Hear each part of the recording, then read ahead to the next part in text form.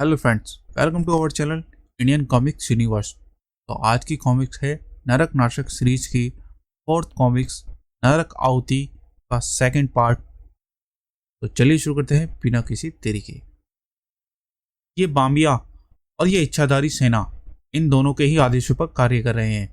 ये दोनों मुझ पर खुद पर वार करने की कोशिश बिल्कुल नहीं कर रहे और जितना संभव हो मेरी पहुंच के दायरे से दूर रहने की कोशिश कर रहे हैं। यानी इन्हें मुझसे किसी प्रकार का भय है। मैंने जैसे ही इनकी ओर बढ़ने की कोशिश की, इनके सैनिक ने इनके इर्द गिर्द सुरक्षात्मक कवच बना लिया।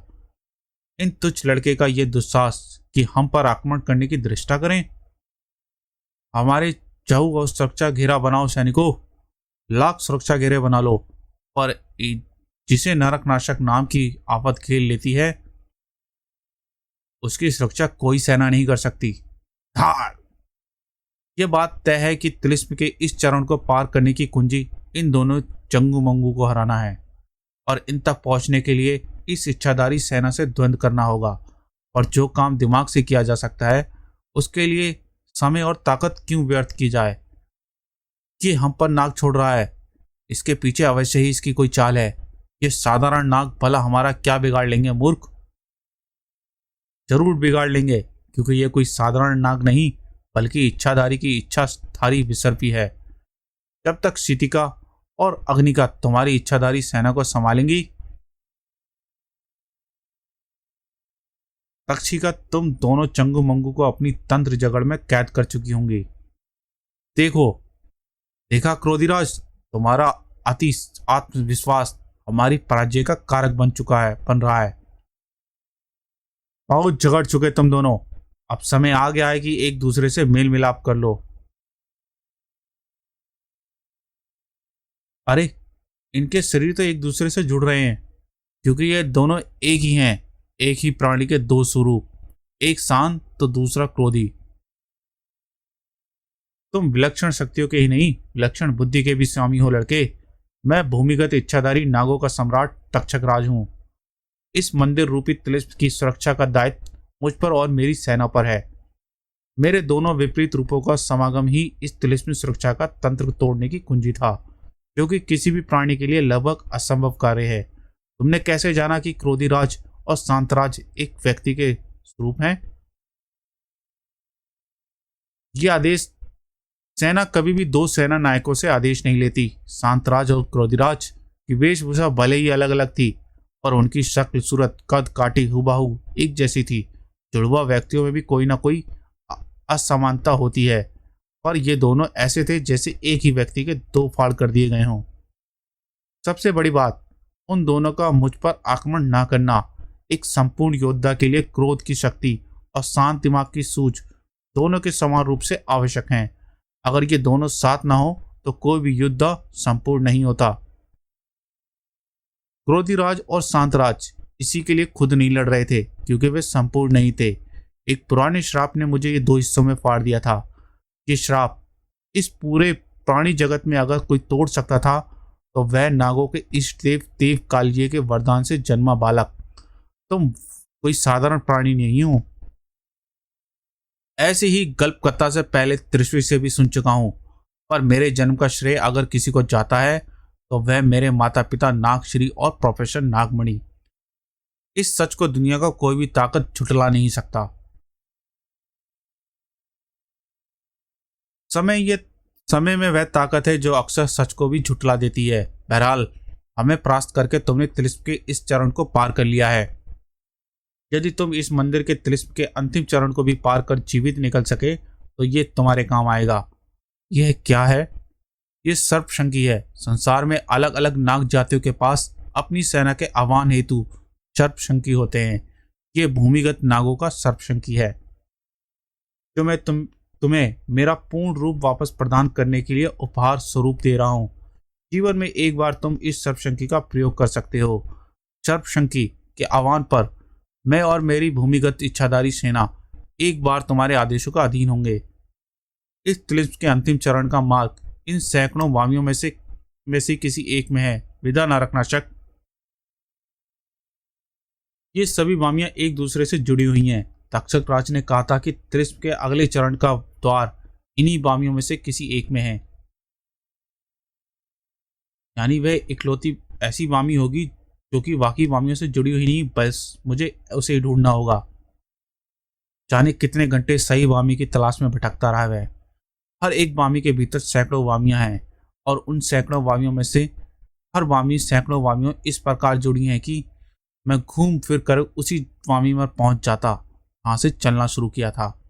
अरे, उस बामी को तो बड़ी आसानी से ढूंढा जा सकता है। ये तरकीब पहले दिमाग में क्यों नहीं आई? बामियों का वह अथाह अनंत जाल ऐसी भूलभुलैया जिसके भीतर फंसने वाला प्राणी 7 जन्म तक बाहर नहीं आ सकता था। मुझे भारी मात्रा में विष फुकार छोड़नी होगी। विष फुकार उठने वाला धुआं बाष्प की तरह हल्का होता है। जब वह स्थान फुक्कार से पूर्णतः भर जाएगा, ये धुआं सुरंगों से ऊपर उठकर बामियों से बाहर निकलने लगेगा। मुझे इनमें से किसी भी एक ऐसे बामी से होते हुए बाहर ऊपर की ओर जाना होगा जहां यह धुआं निकल रहा हो। यह सभी बामियों से समान रूप से विष फुक्कार का धुआं निकल रहा है, सिवाय एक के, क्योंकि ये एक बामी इन बामियों की से नहीं जुड़ी बल्कि इस तिलिस्म के अंतिम चरण से जुड़ी हुई है। मुझे उस बामी में कूदना होगा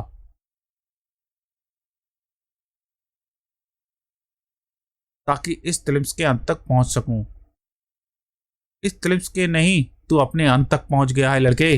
देव कालजे तक पहुंचने से पूर्व तुझे उसके वाहन नागफनी का सामना करना होगा।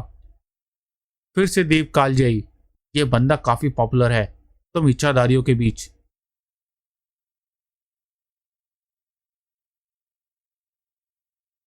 देव कालजयी का नाम सम्मान से ले लड़के। मेरे पिता के अलावा आज तक कोई ऐसा पैदा नहीं हुआ जिनका नाम नरकनाशक सम्मान से ले।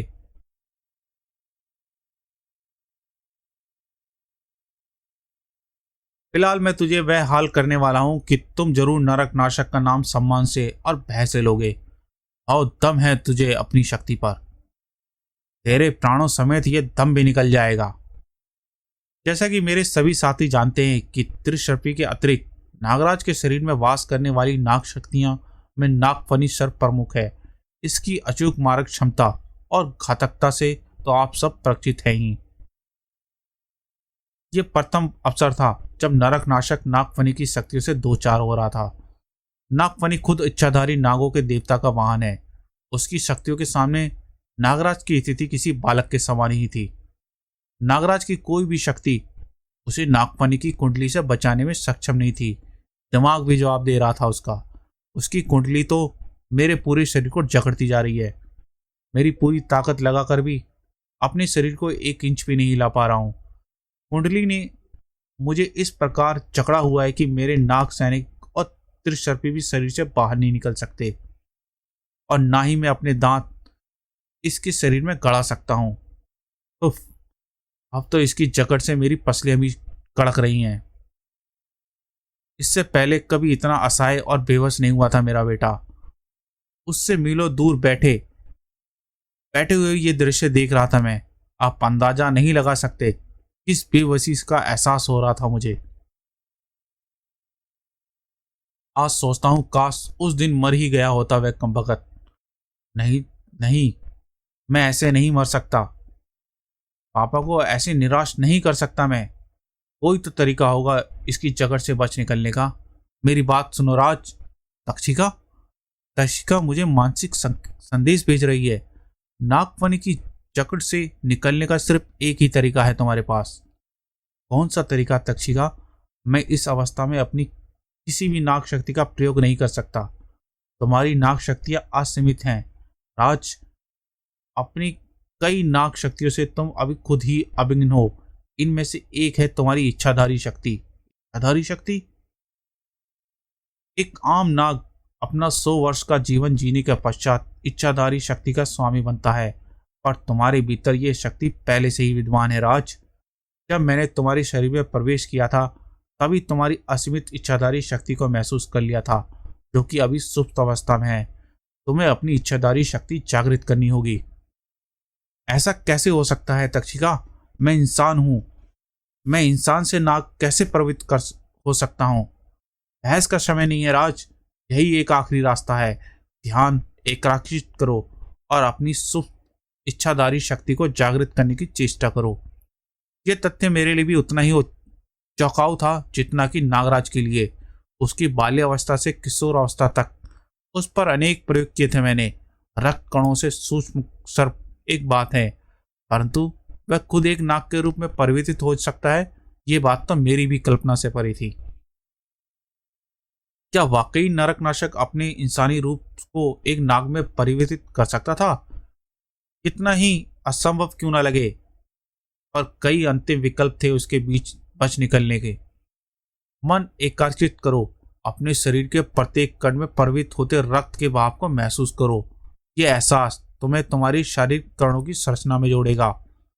कुंडली का भीषण भीषण दबाव और हड्डियों के टूटने की तीव्र पीड़ा ध्यान केंद्रित नहीं होने दे रही, पर मुझे यह करना ही होगा। अब अपनी शारीरिक संरचना का मूल परिवर्तन करो। उफ, मुझे यह करना ही होगा। मैं हार नहीं सकता पापा। पापा का मुझ पर विश्वास नहीं हार सकता। कमाल कर दिखाया मेरे बेटे ने, ऐसा कमाल जिसकी अपेक्षा तो दूर कल्पना भी नहीं की थी मैंने। और अंदर ही अंदर कहीं कलेजा कांप रहा था कि मेरा राज धीरे धीरे नागराज बन रहा था। इच्छाधारी शक्ति का प्रयोग कर खुद को नाग रूप में परिवर्तित कर लिया था उसने। तुमने ये अद्भुत कार्य दिखाया वत्स, जिसे आज तक किसी संसार का कोई प्राणी नहीं कर सकता। नागफनी की कुंडली से जीवित बच निकलना। ऐसा करके तुमने मंदिर के तिलिस्म का अंतिम चरण भी तोड़ दिया। अब तुम अपने असल रूप में वापस आ सकते हो। मुझे स्वयं देव कालजी ने आदेश दिया था कि यदि कोई भी जीवित प्राणी कभी तुझे परास्त कर सका तो मुझे उसका सेवक बनना होगा। आज से नागफनी भी सर्प तुम्हारे सेवक हैं लड़के। ये समस्त सर्प मेरे ही रूप हैं और इनमें अद्भुत गुण और शक्तियां विद्यमान हैं, जिनका पता तुम्हें समय के साथ साथ चल जाएगा। मेरा कार्य पूर्ण हुआ। अब देव कालजी की यह मूर्ति तुम्हारे धरोहर है और दायित्व भी। अपने धर्म के साथ उचित न्याय करना वीर युवक। मेरा दायित्व सिर्फ अपने पिता के आदेश का पालन करना था और फिलहाल पापा का आदेश सिल्विया के आदेश की पूर्ति है।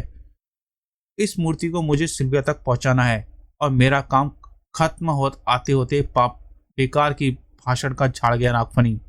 ओह, मूर्ति वेदी से उठते ही पूरी जगह सूखे पत्ते की तरह कांप रही है। भूकंप आ रहा है शायद। ये सुप्त ज्वालामुखी जागृत हो रहा है। मुझे फौरन यहां से निकलना होगा।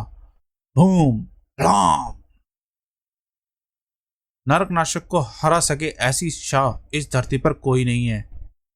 बिजली को भी मात देने वाली गति से लावा ज्वालामुखी ऊपर से और उठ रहा था। मुझे उसकी गति से दुर्गति करनी होगी। मात खाएगा यह लावा आज। उफ, मौत से हार दम एक कदम आगे रहने की आदत है नरकनाशक को। नरकनाशक को हरा सके ऐसी शाह इस धरती पर कोई नहीं। दुनिया को पराजित करने की इच्छा रखने वाले सर्वप्रथम स्वयं से भी पराजित होते हैं बेटा। उफ, धड़ाम।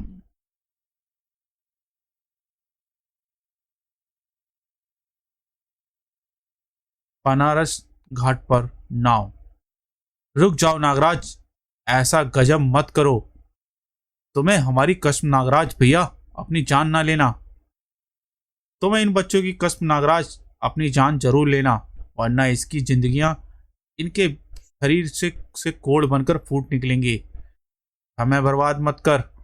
फटाफट मुझे ये दृश्य दिखा जिसे देखने के लिए मेरी आंखें तरस रही हैं। खचैक धड़। हा हा हा हा। अपनी आंखों और अपनी किस्मत पर यकीन नहीं हो रहा मुझे। मैंने नागराज को मार दिया। इस सदी का महानतम खलनायक है नागराज। मैंने तुझे यह दिखा दिया जिसके लिए तेरी आंखें तरस रही थी। अब मेरी लात तरस रही है। धड़ाक। अब इसकी खुजली मिटाना तेरा फर्ज बनता है नागराज। तू जिंदा है और मैंने तो तुझे अपनी आंखों के सामने अपना सर काटते हुए देखा था। तेरा सर अभी भी मेरे हाथ में है। जो तूने देखा वह नगीना का जाल था। मेरे तंत्रमुंड ने तुझे वही दिखाया जो तू देखना चाहता था। धोखा। ये धोखा तुझे बहुत भारी पड़ेगा नागराज। मेरे कल गोले गला डालेंगे उन बच्चों को। शायद तू इन बच्चों की बात कर रहा है। यह क्या, बच्चे तेरे आसपास सही सलामत हैं? जब तू मेरे तंत्र मंत्र जाल में फंसा हुआ नागराज की मौत का दृश्य देख रहा था, तब नागराज के आदेश पर उसके नाग सैनिक मोटर बोट से बच्चों को सुरक्षित यहाँ ले आए। अब बता, तुझे मेरे यहाँ रह आने की जानकारी किसने दी? किसने भेजा है तुझे? बता, वरना तेरा यह हश्र करूंगा कि सचमुच तमाम उम्र यहाँ सीढ़ियों पर लूला लंगड़ा बनकर भीख मांगेगा। हुर्र, नागराज भैया, छोड़ना मत इस शैतान को। भड़ाक! खुद के लिए एक दर्दनाक मौत चुन ली है तूने। तेरे जिंदा बचने के बाद जो मौत पापादिक मुझे देता, उससे कहीं आसान है यह मौत। अक, ये पापाध्यक्ष कौन है? अपने पुराने दुष्शस्त्रों में से किसी भी पापाध्यक्ष को नहीं जानता। डोंट वरी भैया, मैं जो कोई भी है, आप उसकी भी बैंड बजा देंगे। देखो नगीना, दुनिया की सबसे बड़ी धरोहर यही है, इन प्यारे भोले और मासूम बच्चों की निश्चल मुस्कान। इनके लिए नागराज कुछ भी कर सकता है। मैं तुम्हें जितना जानती जा रही हूँ, उतना ही आश्चर्य के सागर में डूबती जा रही हूँ नागराज। दुश्मनों पर काल के समान टूट पड़ने वाले महान योद्धा को यूं चंचल बालक के समान खिलखिलाते देखना वाकई अद्भुत है। तुम्हारे बिना यह संभव नहीं होता नगीना, अगर तुम अपने तंत्र जाल से नागराज को भ्रमित नहीं करती तो। नगाल को भ्रमित नहीं करती तो मेरा और इन बच्चों से बचना मुश्किल था। अब तुम मुझे शर्मिंदा कर रहे हो नागराज। मैं नहीं होती तो तुम बचने का कोई और तरीका खोज निकाल लेते। फिलहाल अब हमें अपने गंतव्य बाबा विश्वनाथ की ओर बढ़ना चाहिए। पापाध्यक्ष ने मुझे बेहद विकट स्थिति में डाल दिया। हर आयाम में अनंत समय धाराएं होती हैं और हर समय धारा में अनंत आयाम होते हैं। किसी पूर्व निर्धारित समय धारा या आयाम में प्रवेश करना अलग बात है, किंतु ब्रह्मांड की असीमित समय धाराओं और आयाम में इच्छित समय धारा या आयाम को ढूंढना लगभग असंभव है। पर मुझे इन असंभव को संभव कर दिखाना होगा। समय धाराएं खुल रही हैं। कोई आम व्यक्ति होता तो अपने संपूर्ण जीवन काल में एक ही आयाम की आदि समय धाराएं भी नहीं खंगाल पाता। यह कार्य तो सिर्फ तूतेन तू ही कर सकता है, जो एक समय धारा में अपनी जीवन अवधि पूरी होने से पहले ही उसे छोड़ देता है, और इस तरह तूतेन तू कभी नहीं मरेगा। ब्रह्मांड के किसी न किसी समय धारा में तूतेन तू हमेशा जीवित रहेगा। ब्रह्मांड की ये अलग अलग समय रेखाएं, समय धाराएं अलग अलग आयामों से आती है। आयाम जहां आज भी ऐसी प्रजातियां बसती हैं जो पृथ्वी से लुप्त हो चुकी हैं। ऐसी सभ्यताएं बसती हैं जिनका समय पृथ्वी से गुजर चुका है, परंतु ये समय धाराएं और आयाम मेरे गंतव्य नहीं। मेरी दिलचस्पी समय धारा के उन आयामों में है जो कि पूर्णतः निर्जीव हैं, किंतु निर्जन होते हुए भी जहां किसी प्रकार की तीव्र ऊर्जा हो। मिल गया मुझे, ऐसी समय धारा का आयाम मिल गया जो निर्जीव तो है, पर जहां अत्यंत तीव्र ऊर्जा की अनुभूति हो रही है मुझे। शायद ये वही आयाम है जिसकी मुझे तलाश है। वाह, किस्मत अच्छी है तू तेरी तुतेन तू। सिर्फ 1,89,609 समय धाराएं और 6,75,310 आयाम तलाशने पर ही अपने गंतव्य तक पहुंच गया तू। एक मिनट, कुछ गड़बड़ है। यहाँ तो अलग अलग प्रकार की कई ऊर्जाओं के आभास हो रहा है। यह आयाम निर्जन नहीं है। कौन है? यहाँ सामने आओ। ये एक पल को लगा जैसे मेरे पीछे कोई विशाल जुगनू है। जुगनू का काम सिर्फ रोशनियां देना होता है, पर फायरफ्लाई सिर्फ रोशनी नहीं देती, झुलसा देती है। तड़ाक! कौन हो तुम? यहाँ कैसे आए हो? मेरे शरीर में प्रभावित होती बिजली तुझे पल भर में ही जलाकर राख कर सकती है। सवालों का सही सही जवाब दो, वरना तुम्हारे अचानक किए हुए वार ने मुझे चौंका भले ही दिया, पर तुम्हारे किसी भी वार का मुझ पर कोई असर नहीं होगा, क्योंकि तूतेन तू को दर्द का एहसास नहीं होता। लेकिन मेरे वारों का असर तुझ पर बखूबी होगा। बच्चे पर हाथ उठाकर तूने साबित कर दिया कि तुम्हारे ऊपर किसी भी तरह का रहम दिखाने की कोई जरूरत नहीं है गोभी। भड़ा।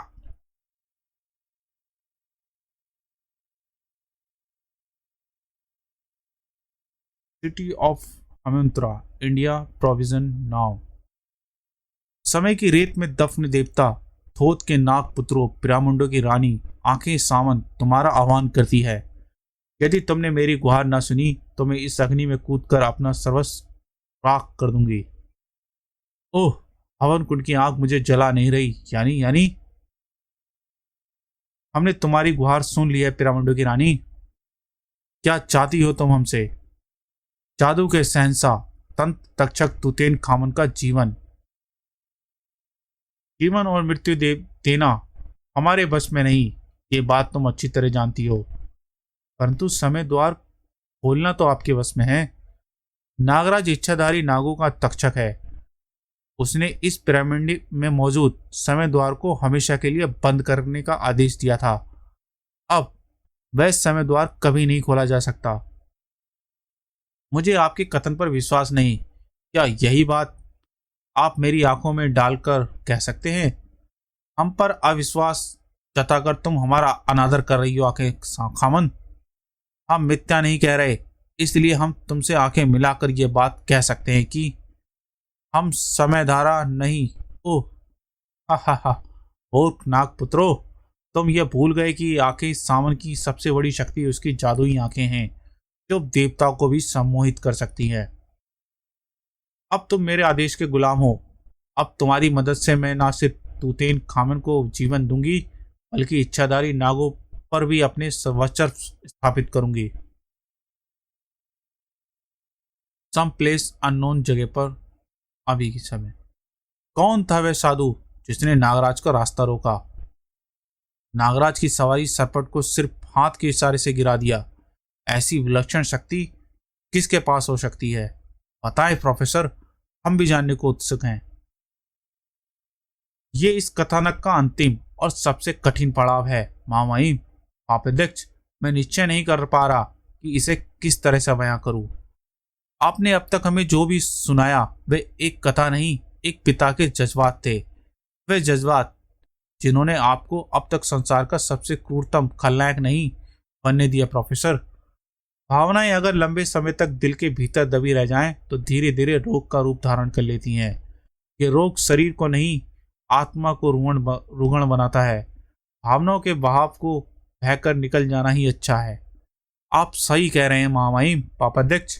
इतने वर्षों तक मैंने जिन भावनाओं के लावे को अपने दिल के ज्वालामुखी में पाला है, आज ये लावा आक्रोश का सैलाब बनकर निकलेगा, जो नागराज के वजूद को खाक कर देगा।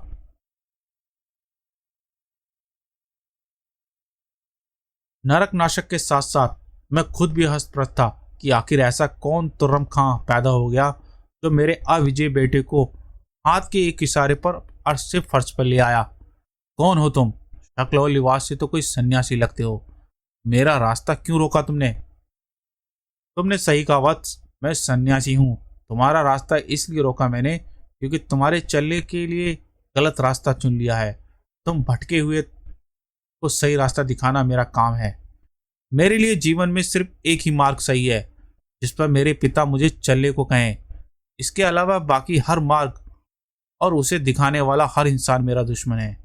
क्योंकि मेरे पिता ने मुझे इतने संस्कार दिए हैं, इसलिए पहली और आखिरी बार अनुरोध कर रहा हूं, मेरी राह से हट जाइए, अन्यथा मुझे एक वृद्ध सन्यासी पर वार करने की दृष्टा करने का विवश होना पड़ेगा। निश्चित नववर्ष, मेरा ये पालतू नवेला तुम्हें इस दृष्टा से बचा लेगा। ये तुम्हें वह अवसर ही नहीं देगा कि तुम मुझ पर प्रहार कर सको। एकागी। उस बूढ़े सन्यासी की आवाज पर हवा में झपटा नेवला इंसानी रूप धारण करता चला गया। नेवले से नेवला मानव बनने का जादुई कर्तव्य किसी आम इंसान को डरा सकता है, मुझे नहीं। अभी इसके जैसे इच्छाधारी नेवलों की पूरी फौज से अकेला निपट कर आ रहा हूं मैं। ये इकलौता भला मेरा क्या बिगाड़ लेगा? फिर इच्छाधारी कबीले की तुम बात कर रहे हो। शिकागी उसका मुखिया है। वे सभी साधारण इच्छाधारी नेवला थे, पर शिकागी नेवले अद्भुत जादुई शक्तियों के स्वामी होते हैं। तुम्हें रोकने के लिए शिकाई की कोई शारीरिक बल की आवश्यकता नहीं। ओह, तुम्हारा पालतू मेरे चारों ओर एक जादुई घेरा बना रहा है जिससे मैं बाहर नहीं निकल पा रहा। पर चिंता की कोई बात नहीं, जैसा मर्ज वैसा ही तोड़। नरक नाशक के पास तक्षिका। ना कि अपने बेटे की शक्तियों को सुबह कर बैठा था मैं, लेकिन नरक नाशक की शक्तियों का तोड़ तुम्हारे या तुम्हारे इस पालतू के पास नहीं होगा। अग्निका, शिथिका। अगर नरक नागराज के पास सिर्फ साधारण नाग शक्तियां होती तो शायद वे तपस्वी और उसका नेवला उससे पार पा लेते। जरा इसे बता दो कि नाग और नेवले के युद्ध में कौन किस पर भारी पड़ता है। लेकिन उसकी विलक्षण नाग शक्तियों के सामने भला एक अदना सा तपस्वी कहाँ टिकने वाला था। तुम्हारा पालतू शिथिका के शीत बंधनों से कैद है और तुम तक्षिका के तंत्र बंधन में। उम्मीद है कि मेरा रास्ता रोकने की भूल तुम दोबारा नहीं करोगे, क्योंकि अगली बार नरक नाशक इतनी दया नहीं दिखाने वाला। तो गाइस, ये थी नरक नाशक सीरीज की नरक नीति कॉमिक्स का सेकंड भाग। इसके थर्ड पार्ट में हम जल्द ही मिलेंगे। गाइस, अगर आपको कॉमिक्स पसंद आई हो तो वीडियो को लाइक करें, चैनल को सब्सक्राइब करें और बेल आइकन का घंटा प्रेस करना ना भूलें, जिससे आपको आगे आने वाली कॉमिक्स का नोटिफिकेशन मिलता रहे। तो जल्दी मिलते हैं अगली कॉमिक्स में। Thank you.